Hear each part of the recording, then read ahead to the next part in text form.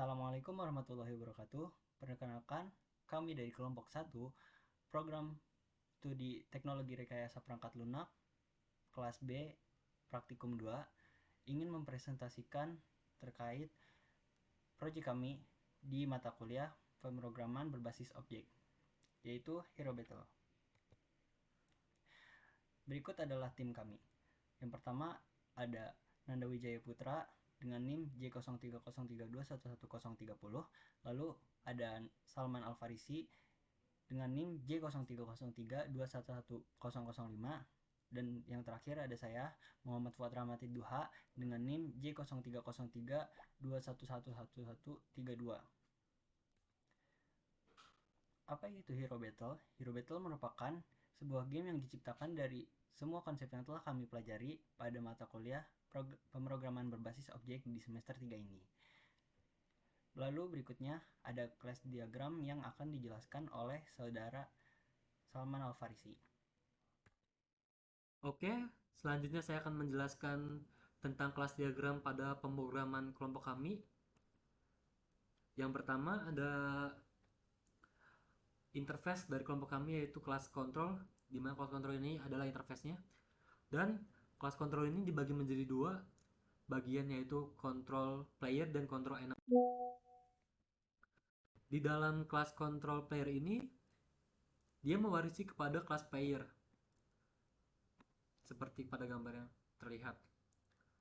Sedangkan kelas control enemy, dia mewarisi kepada kelas enemy atau kelas musuh.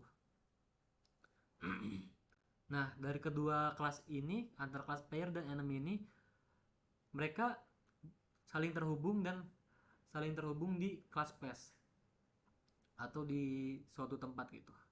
Nah, hubungan antara kelas player dan kelas place ini adalah agregasi. Jadi kelas player ini dapat berdiri dengan sendirinya, sedangkan hubungan antara kelas enemy dan place ini yaitu komposisi. Jadi si kelas place ini tidak dapat berdiri tegak sendiri, melainkan dia harus ada gitu kelas place-nya. Kedua-duanya harus ada. Sedangkan hubungan antara kelas player dan kelas enemy sendiri ini yaitu agregasi. Mungkin seperti itu. Nah, selanjutnya di kelas player. Kelas player ini dia dengan karakter ini komposisi. Pada kelas karakter ini dia mengextend kepada kelas tank, fighter, dan assassin. Jadi pada kelas karakter ini dia mewarisi beberapa atribut dan metode kepada kelas tank, fighter, dan assassin. Selanjutnya pada kelas enemy dia juga mewarisi beberapa atribut dan metode kepada kelas normal dan hard. Jadi ketika program ini dijalankan, enemy ini kita dapat memilih level gitu antara normal atau hard untuk tingkat kesulitannya. Mungkin seperti itu. Sedangkan pada kelas karakter ini kita dapat memilih gitu, apa sih role yang akan kita lakukan gitu dalam permainan ini. Atau kita mau menggunakan tank, fighter, atau assassin. Mungkin sekian dari saya. Selanjutnya akan dijelaskan oleh saudara Nanda. Kepada saudara Nanda dipersilahkan. Assalamualaikum warahmatullahi wabarakatuh. Terima kasih Salman telah menjelaskan kelas diagramnya. Kali ini kita akan mengimplementasikan dalam codingan. Tadi yang pertama ada interface control. Oke, interface control. Interface itu fungsinya apa? Interface itu jadi fungsinya sebagai cetakan. Jadi kelas mana yang mengimplementasikan interface tersebut, maka dia wajib menurunkan kelas-kelasnya. Di sini kenapa saya bikin control, enemy, dan control ini sebagai parent interface-nya. Dan dia juga mempunyai child interface, yaitu control player dan control enemy. Jadi di sini terbelah lagi menjadi dua bagian oke? Jadi ada yang atas, jadi siapapun yang mengimplementasi, soalnya kan nanti di strukturnya itu bakal ada enemy dan ada player dan enemy itu semuanya bisa digerakin. Jadi kalau make interface itu misalnya kita suatu saat ingin menambahkan aktor lagi, kita tinggal bisa mengimplementasi ke kontrol tersebut. Jadi kontrolnya tetap sama. Jadi enemy ini kan wajib, enemy ini kan bisa attack dan get name. Sedangkan di player juga ada attack, ada level up, ada get username. Kenapa attack sama enemy-nya ini berbeda interface? Karena beda parameter. Kalau yang di attack itu, yang di enemy itu dia mengetek player, dan kalau yang di player dia mengetek enemy. Dan kalau di kontrol ini berarti semuanya, semua kelas yang mengimplementasikan wajib atau diturunkan wajib membuat metode tersebut.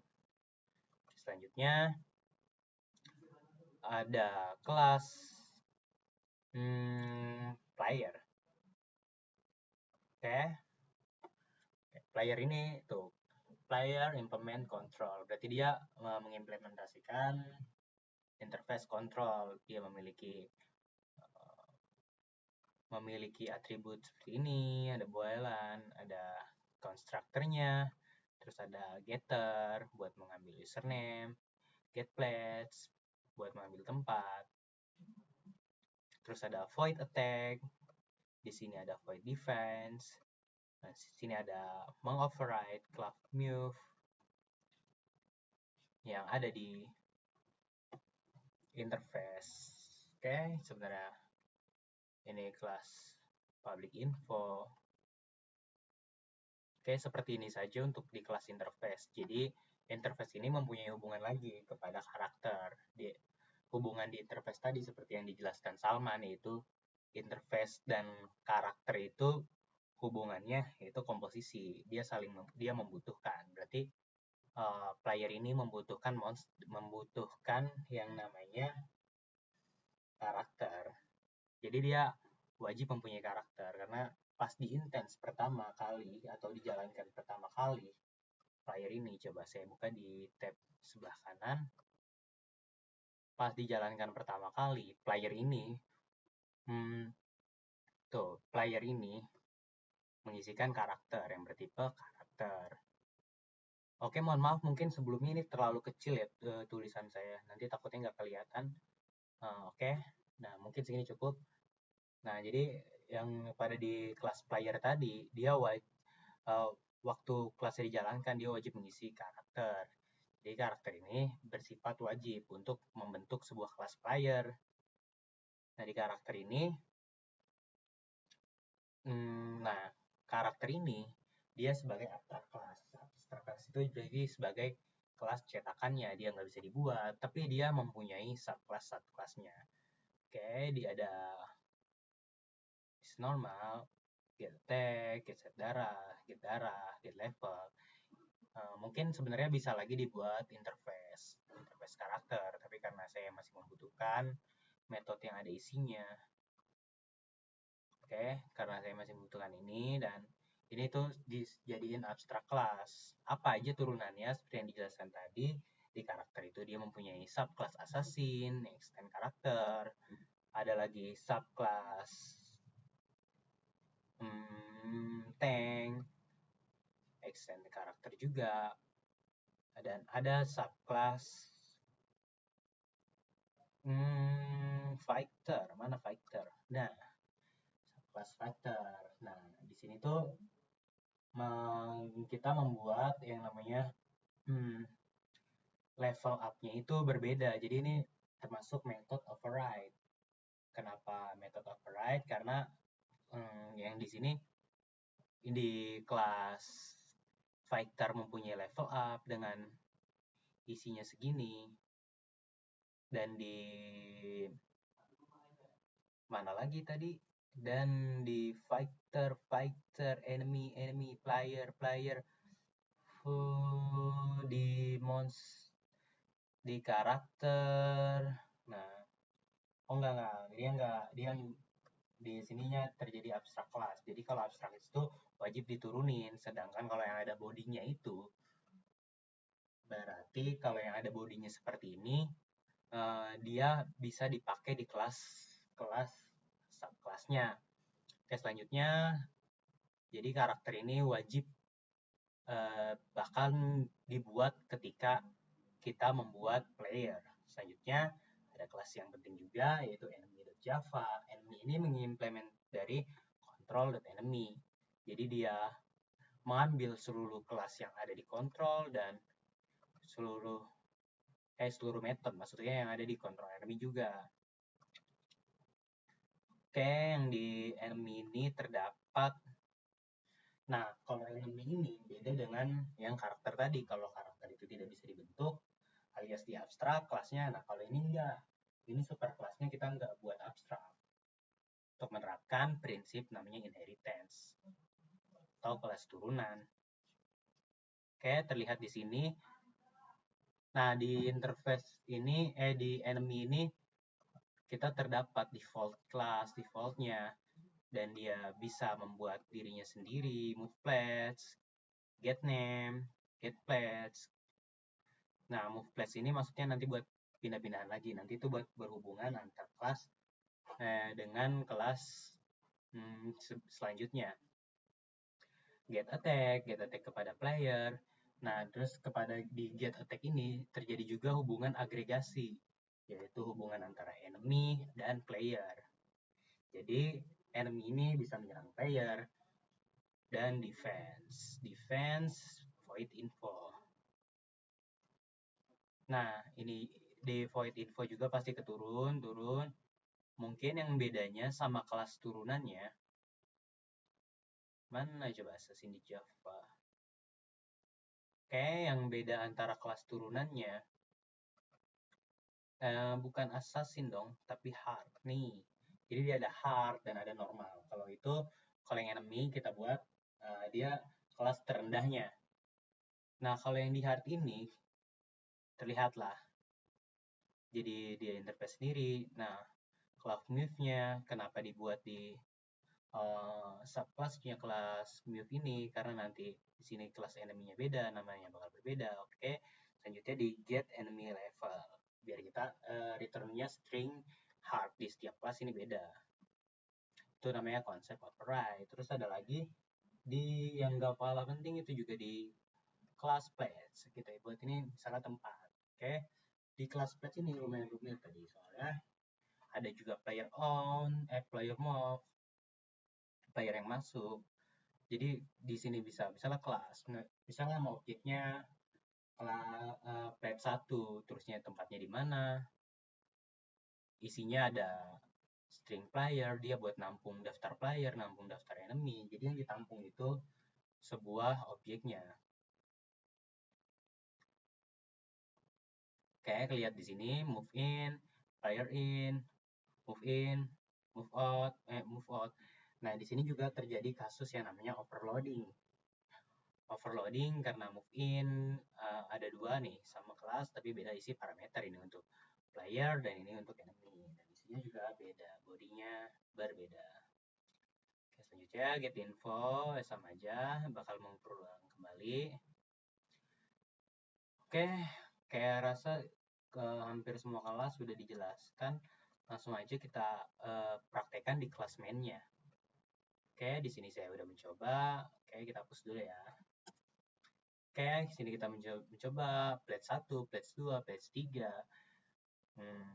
Nah, ini kita membuat objek pledge 4, yaitu ada sekolah vokasi, ada botani, ada malabar, pledge 1, pledge 2, pledge 3. Nah, di sini kita lihat. Jadi ini juga nyoba nih bikin enemy 1, enemy 2, enemy 3, enemy 4, enemy 5. Dan di enemy ini, nah ini juga terbentuk oleh polimorfisme atau banyak bentuk. Jadi enemy ini bisa banyak bentuk. Enemy ini bisa normal, enemy ini bisa hard, enemy ini bisa enemy itu sendiri. Kayak gitu ya maksudnya ya. Dan kenapa tadi agregasi? Karena kalau kita membentuk kelas enemy, kita wajib mengisikan yang namanya bukan agregasi sini termasuk komposisi, tapi sebenarnya bisa agregasi juga.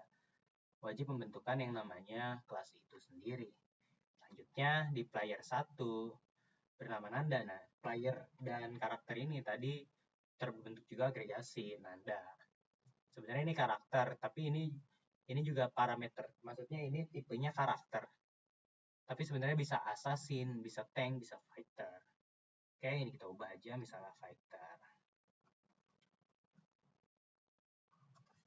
Ya, fighter. Oke, kita coba dulu misalnya player1.info. Oke, langsung kita lihat. Oh, muncul. Kita geser ke sebelah kanan aja. Tuh, info player 1 assassin tipenya. Coba nih, kita pengen tahu player 3.info.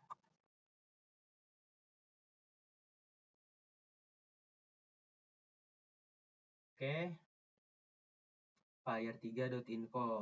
Oke, bisa ya. Tank tipenya Tola. Coba lanjut lagi kita mau memasukkan agregasi yaitu serang. Player 1 menyerang enemy-nya enemy 2. Misalnya yang normal deh, normal itu enemy 2. Enemy 2 ini kan kelasnya normal ya. Coba nih kita serang. Tidak. Coba bentar. Mungkin kurang kelihatan. Nih, kita serang. Player sedang tidak ada di tempat bertarung. Nah, player 2 ini karena belum ada di tempat bertarung. Karena kita belum set dia kemana. Coba. Player 1 maksudnya. Player 1.move. Nah, kita pengen ke move ke player tempat dia bertarung. Player 2. Player 2, place 2. Tempat kedua. Oke. Kita move ke tempat kedua nih. Coba. Apakah dia bisa masuk ke tempat kedua? Oke, Nanda telah datang ke Botani. Tempat 2 namanya Botani. Coba selanjutnya kita pengen lihat dong pledge 2.info. Coba nih kita lihat pledge 2.info. Nah, karakter yang ada di Botani ada Nanda, ada Baby Dragon, ada Dragon, levelnya normal, King, Zombie. Coba kita mau serang. Player 1.attack. Oh, player dong. Player 1.attack. Oke, player 1.attack. Enemy berapa? Baby Dragon itu enemy 1. Coba kita mau menyerang Baby Dragon. Muncul Nanda menyerang Baby Dragon. Oh, Baby Dragon telah mati. Kenapa Baby Dragon telah mati? Karena jumlah attack powernya itu lebih besar daripada jumlah defense daripada jumlah darah yang di Baby Dragon. Coba kita mau nyerang misalnya yang nggak ada di tempat enemy 3. Enemy 3 itu Lord Dragon. Lord Dragon itu nggak ada di sini. Apakah bisa? Tuh, tidak bisa menyerang karena player berada di Botani Square sedangkan musuh berada di Malabar. Asik juga kan, Lord Dragon itu dia ada di Malabar, kitanya ada di Botani. Oke, mungkin sekian aja hubungan antar kelasnya. Di sini udah terbukti bahwa para player bisa saling berinteraksi, para objek bisa saling berinteraksi, misalnya kayak ke place, ke tempat, kita bisa pindah-pindah tempat, nanti ke tempat yang terus saya isi list ini tuh tempat yang ada di situ. Misalnya, nah terus ada juga nih, misalnya Nanda udah move ke tempat 2. Place player 1.move. Misalnya pengen pindah ke tempat 3. Tempat 3 itu kan Botani tadi. Nah, oke. Tempat pledge 2 pledge 3.info. Nah, Nanda telah meninggalkan Botani. Nanda, kan ini pertama Nanda masuk ke Botani, terus Nanda telah meninggalkan Botani, selanjutnya Nanda masuk ke Malabar. Karena tadi kalau kita panggil fungsi ketika kita udah punya pledge, jadi mungkin kalau bisa disebut ini konsepnya one to one, alias satu player hanya bisa mengunjungi satu tempat, dan satu tempat hanya bisa memiliki banyak player. one to many. Ya, Nanda, jadi kalau kita misalnya mau milih tempat tapi kita udah punya tempat, kita bakal otomatis dihapus dari tempat tersebut. Karakter yang ada di botani. Nah, musuh yang tersedia di botani, Nanda. Karakter yang tersedia di Malabar. Nanda telah datang ke Malabar. Oke, musuh yang tersedia di botani. Botani itu kosong, karakternya nggak ada. Dan musuhnya masih yang sama. Nah, sedangkan karakter yang ada di Malabar ada Nanda dan ada musuh. Nah, oke.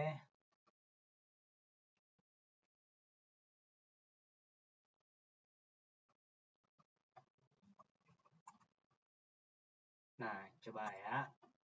Tuh, kelihatan kan? Nanda ada di karakter yang ada di Malabar. Nanda telah meninggalkan Malabar. Oke, sekian saja dari kelompok kami. Kurang lebihnya mohon maaf. Semoga hasilnya memuaskan. Terima kasih. Assalamualaikum warahmatullahi wabarakatuh.